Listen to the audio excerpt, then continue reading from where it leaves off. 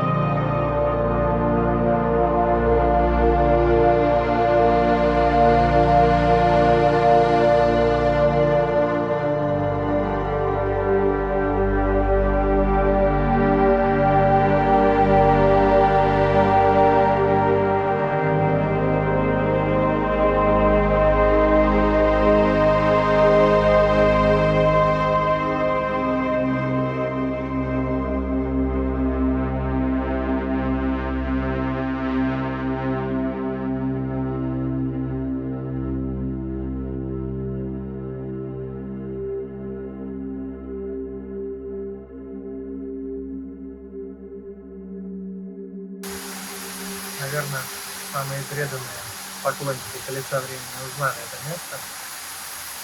Это водопад в Словении, на котором снимали одни из первых кадров, где мы увидели в первой серии двуречья, когда женщины шли на обряд посвящения в дверь. И я вот добрался сегодня до этого места. Здесь, конечно, красота.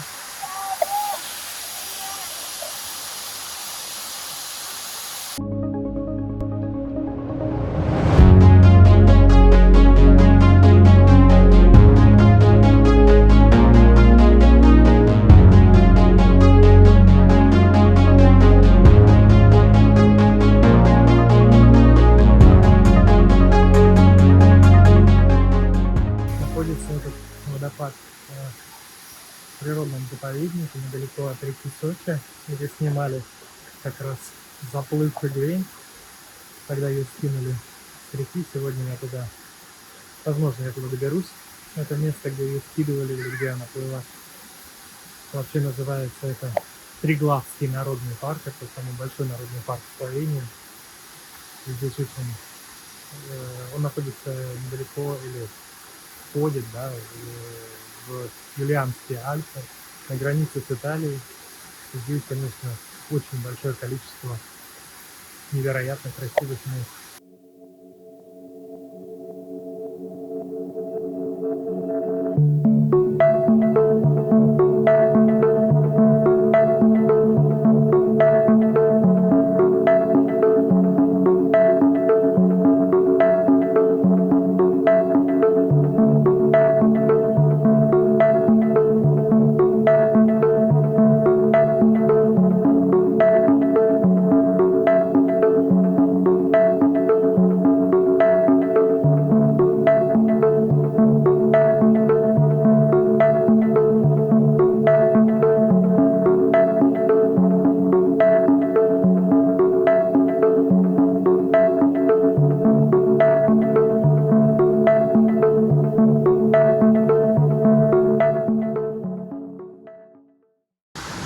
Именно в этом месте, на реке Сочи, Игвейн проходило посвящение во взрослые женщины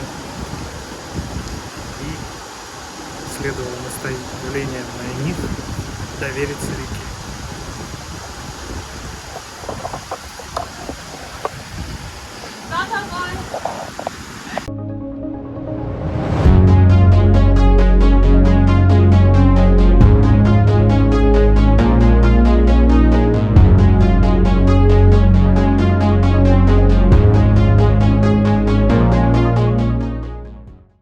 На самом деле здесь, конечно, несмотря на то, что сейчас середина июля, вот в этой воде я просто вот зашел даже по щиколотку, буквально 5-7 секунд, ноги просто немеют, настолько она ледяная. Не знаю, снимали, я, насколько знаю, в сентябре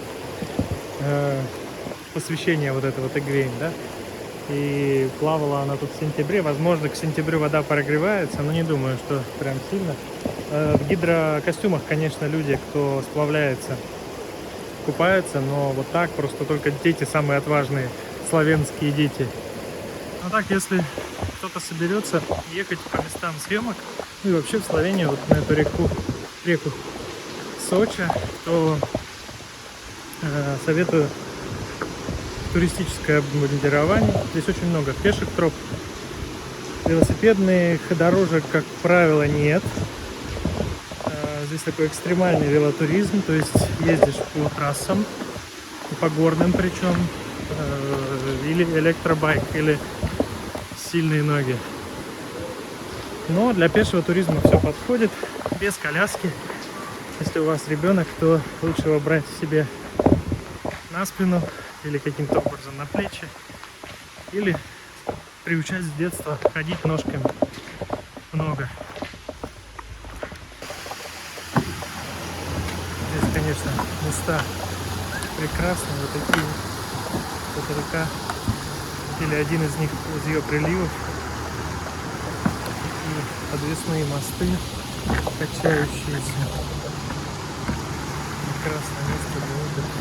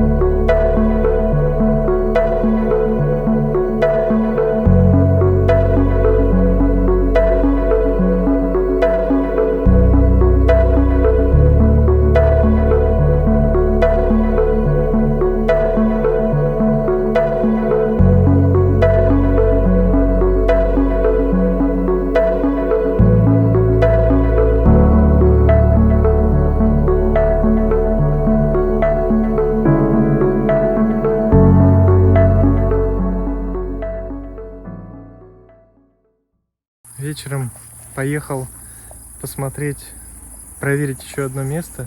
Очень хотел увидеть панорамную сцену, когда группа женщин идет через поле на фоне красивых гор, как раз на обряд посвящения Сигвейн.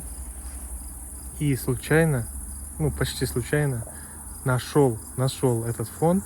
Он, конечно, немножко скомпилирован или нарисован. Там они нарисовали поле красиво, или просто снимали с какой-то другой точки, может быть, с дрона или еще как-то. Но вот эта гора, и прям вот примерно отсюда шла съемка, по крайней мере, вот с этой точки, вот на заднем фоне. Вот эта гора, это подъем на Мангард, как раз холм возле нее. И вот как раз на этом фоне женщины идут там несколько секунд. А вообще здесь вот такие пейзажи вечером. Горы красноватые от солнца, которое заходит. Вот здесь такая тропа по лесу. Вполне можно себе представить окрестности Двуречья.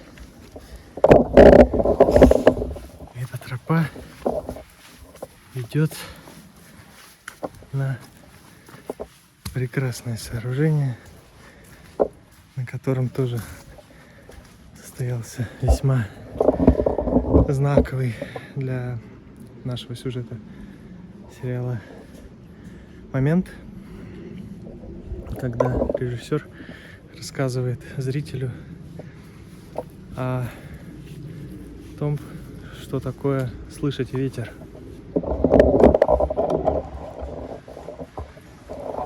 Вот это тот самый мост.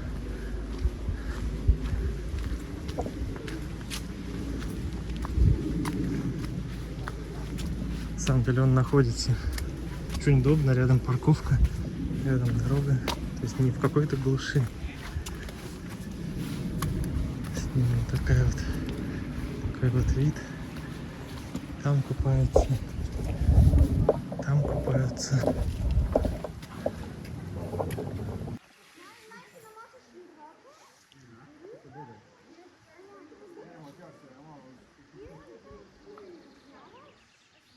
Несмотря на то, что название этого моста Наполеонов, он построен еще гораздо раньше, еще в период античности римской. И название Наполеонов возникло в 1812 или примерно около того, когда эту реку Надижа, пересекали наполеоновские войска.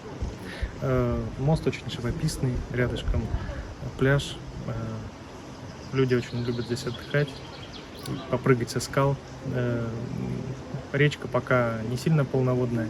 И, кстати, где-то в русскоязычных источниках написано, что этот мост через реку Соча. Нет, этот мост через реку Надижа.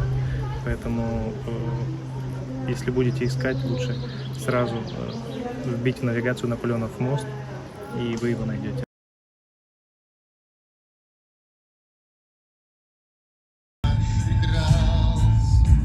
Короче, я сегодня опять встал в 5 утра и поехал туда, куда не смог доехать в первый раз, на гору Мангард, которая стала прообразом Драконовой горы. Дорога сама на Мангард, сейчас скоро на нее я выйду. Это очень такой узкий и красивый серпантин. Одна полоса, где очень сложно разъезжаться на горах, очень сложно разъезжаться со встречными машинами, поэтому я в прошлый раз, вот я когда поехал в 5 часов, тогда было уже, наверное, почти 6, когда туда доехал, к этой дороге, и было туда я не встретил ни одной машины, но я доехал примерно до половины этой дороги, а обратно я встретил 3, по-моему, машины, и было так, достаточно тяжело там разъезжаться, поэтому я сейчас поехал даже еще раньше, получается. Но сегодня суббота, вернее, сегодня воскресенье, суббота на воскресенье. И не знаю, сколько там будет людей. Попробую туда пробраться. Получится хорошо, не получится, развернусь назад поеду.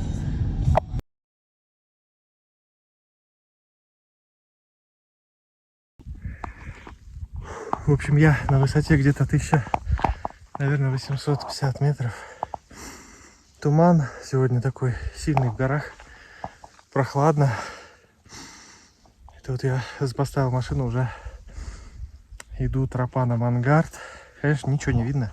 В таких условиях найти эти места очень сложно, которые я хочу найти. Но я очень надеюсь, что сейчас распогодится в течение часа-полтора утра. Ветерок, надеюсь, разгонит тучи, и мы все найдем.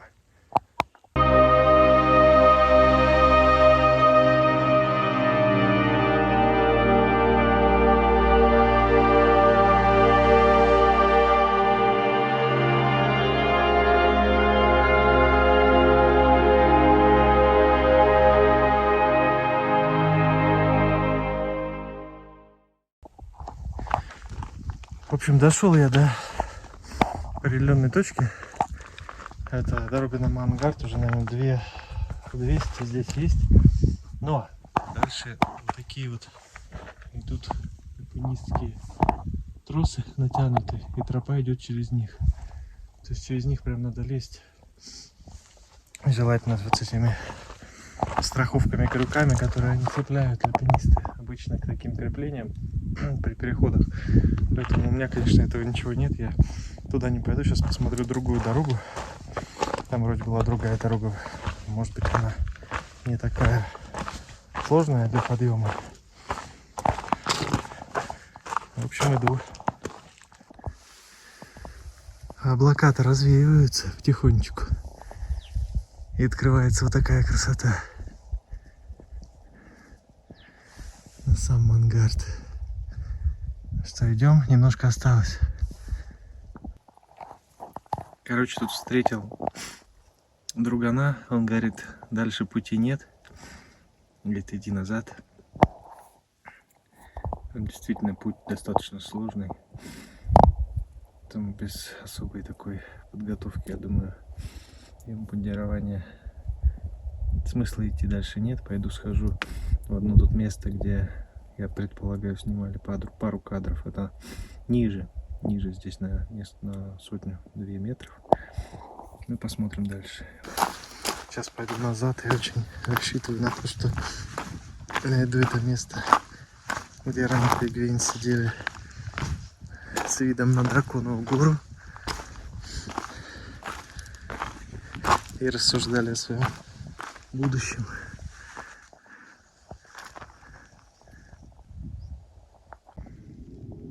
Вот где-то на этом уступе, вот на одном из тех камней, в какой-то вот ракурс взяли, и там сидел Рант и Эгвейн.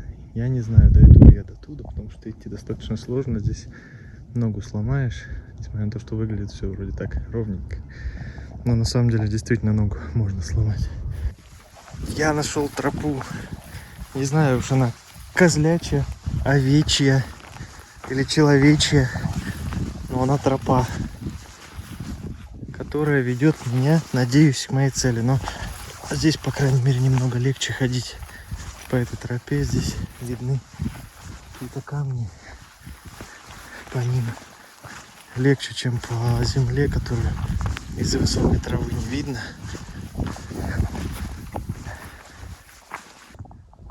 Смотрите, какая красота. Как только немножко развеивается туман. Удивительная красота. Видел сейчас змею недалеко от тропинки. Ребята, аллилуйя. А вот и тот камень впереди. Вот он самый. Здесь наш Рандал Тор сидел и размышлял о своем будущем.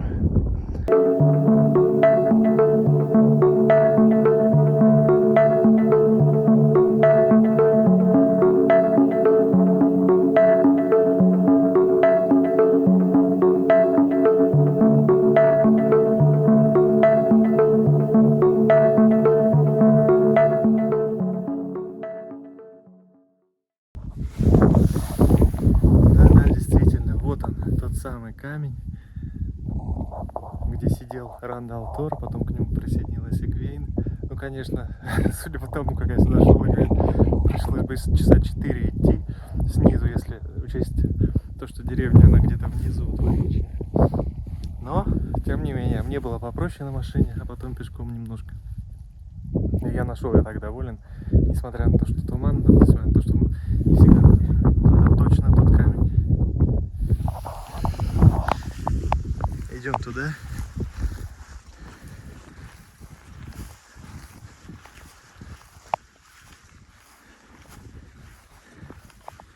Вах. Ой-ой-ой-ой-ой. Ой-ой-ой-ой, вон оттуда снимали. Оттуда снимали, вот здесь он сидел. И реально упасть было бы очень неприятно, потому что это очень резкий обрыв. Не знаю, сколько там метров, но это прям очень глубоко. Такие здесь виды, конечно, никакая камера не передаст эти виды потрясающие. Эти альпийские луга, этот воздух, эту свободу, которую здесь чувствуешь.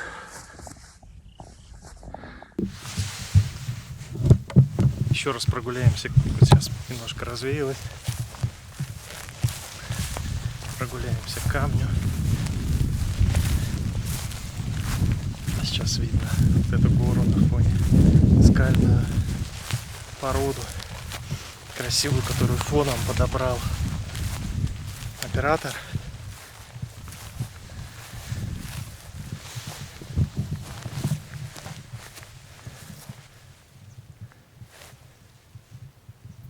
Набегают облака. Прямо они бегут на меня.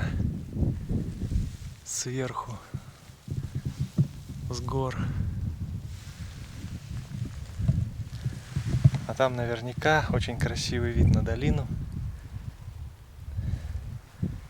Стоит того, чтобы вернуться сюда. Или кому-то из вас приехать и снять еще одно видео.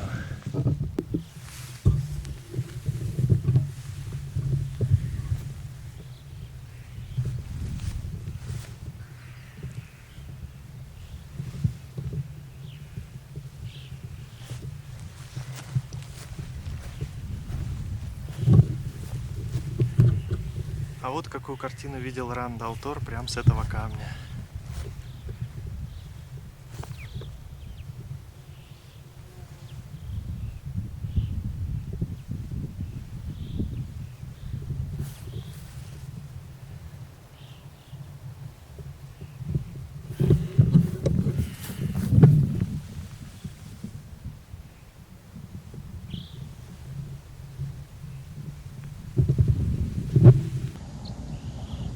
Мне еще не хватает достаточно много локаций, но у меня нет самоцели такой собрать все. Цель, наверное, как я уже много раз говорил, сам путь, да, вот изучать этот мир благодаря менеджеру по локациям и нашего сериала, и в то же время прочувствоваться немножечко этой же книгой нашей любимой, моей любимой книгой. Потому что, ну, действительно, это двойное удовольствие. Визуализировал себе сначала в голове всю жизнь, все, что писал Роберт Джордан и Брэндон Сандерсон. Потом сериал отчасти помог. И так вот такое чувство наступило. О, точно, вот он, это Ранд. Или вот, да, двуречье, оно такое и есть. Ну, не стопроцентные были попадания, конечно, но мне большинство понравилось. Но сложно это передать это словами. Вот такое вот чувство, когда еще приезжаешь на эти места, это на 100% тебя вот как-то пропитывает вот этой атмосферой, твоей любимой атмосферой того мира, который ты полюбил еще в молодости и каким-то образом жил в нем, уходил в него в течение жизни.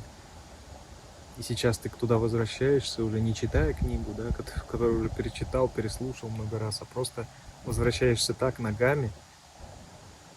Невероятное чувство. Всем фанатам, настоящим любителям наших книг советую. Действительно, непередаваемое ощущение.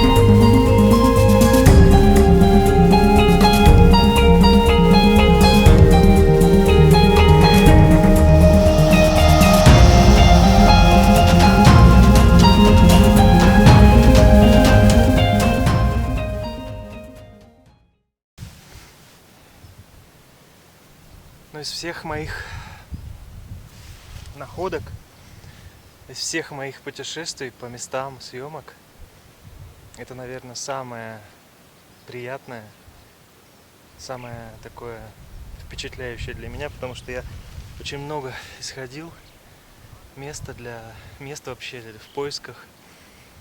И это самое пока труднодоступное находится на высоте 1900 с лишним метров. Не на самой высоте, где Мангарт, но все равно достаточно высоко. Сюда очень сложный серпантин, даже за рулем ехать достаточно сложно. Я очень сильно боюсь высоты. Единственный мой такой страх на грани панического — это высоты. Я вот сейчас сижу на этом камне, на котором герой любимой книги и сериала, который снят по этой любимой книге, сидел и рассуждал о своем будущем, даже не рассуждал, а думал, как оно сложится, на самом деле, в чем смысл жизни.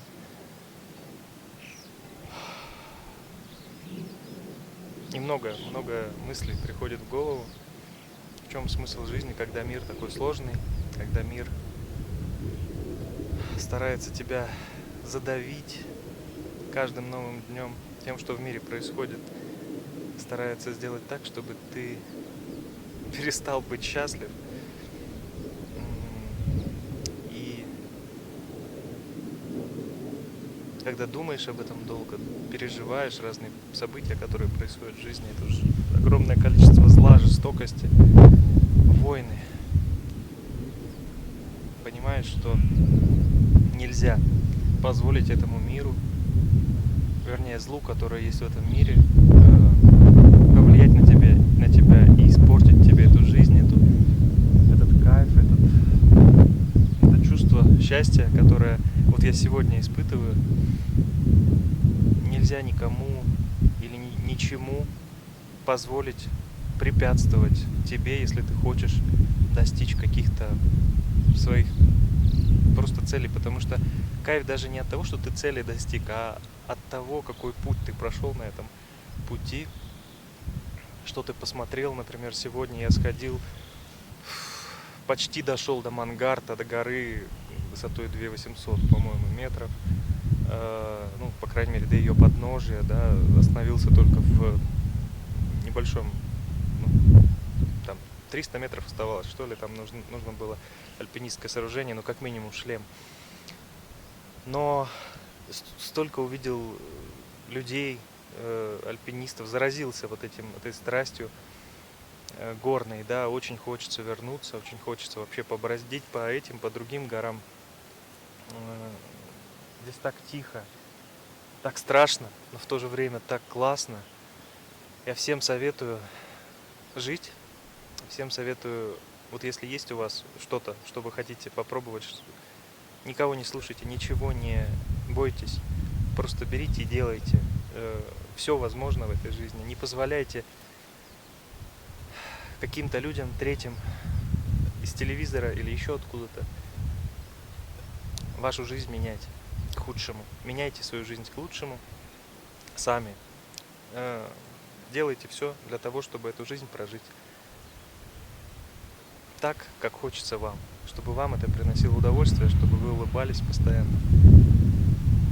Чтобы улыбка меняла этот мир, ваша улыбка, а не мир менял вашу улыбку. Всем спасибо, что смотрите мой канал. Спасибо, что вместе со мной путешествуете. Будем обязательно продолжать. Я надеюсь, сериал будет длинным. И менеджер по локациям будет находить такие же прекрасные места в этом мире. И мы будем там снимать. Надеюсь, я тоже немножечко кому-то помогаю из фанов для будущих путешествий. Ну и завершая свою такую долгую философскую речь, да, сегодняшнюю, я хочу сказать, что книги наши любимые начинались всегда с фразы Роберта Джордана, вернее, с речи Роберта Джордана о ветре, который не был началом и не был концом, который где-то зарождался в каком-то месте, или в Браймском лесу, или еще где-то. И вот мне кажется, ветер зарождается где-то здесь. И его физически видно здесь, этот ветер, потому что сегодня туман, в облаках я сижу. И вот сейчас проявляется уже гора напротив. Я туда смотрю, и у меня все дрожит, потому что я боюсь высоты, сижу здесь, держусь всеми 12 пальцами и задней точкой. В общем, всем добра, улыбок. Читайте «Колесо времени», смотрите сериал и будьте счастливы. Пока.